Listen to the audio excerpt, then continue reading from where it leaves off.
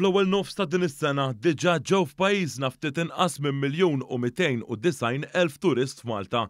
Dan ħareġ minn ċifri uffiċjali tal-Uffiċċju Nazzjonali tal-Istatistika li wrew kif kien hemm żieda ta' aktar minn 81,000 turist meta mqabbel mal-ewwel nofs tas-sena 2019 l-aqwa sena għat-turiżmu f'pajjiżna. Dan hekk kif fl-ewwel nofs tal-2019 ġew ftit aktar minn 1,200,000 turist f'pajjiżna.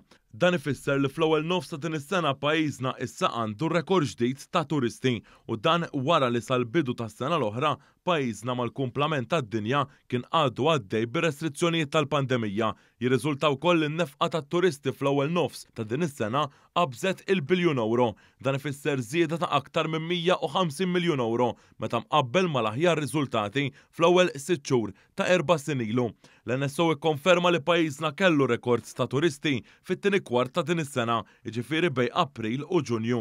Dan hekk kif ġew aktar minn 840,000 turist. Dan waqt li fit-tieni kwart tal-2019 dan l-ammont ta' turisti kien jgħod għal madwar 780,000 persuna. Dan ifisser żieda ta' 64,000 meta mqabbel mat-tieni kwart tas-sena 2019. Dan ir-rekord ta' turisti fit-tieni kwart ta' din is-sena jingħaqad ukoll ma' dak li kien hemm fl-ewwel kwart ta' din is-sena, hekk kif f'dan il-kwart imsemmi kien hemm ukoll rekord. Minn dawn iċ-ċifri tal-NSO ħareġ ukoll li fl-ewwel 6 xhur ta' din is-sena kien hemm żieda ta' aktar minn 2,100,000 lejl meta mqabbel ma' sena qabel. Dan hekk kif l-jiem mit-turisti li qattaw f'Malta bejn Jannar u Ġunju li għadda kienu jgħoddu għal kważi 8,150,000.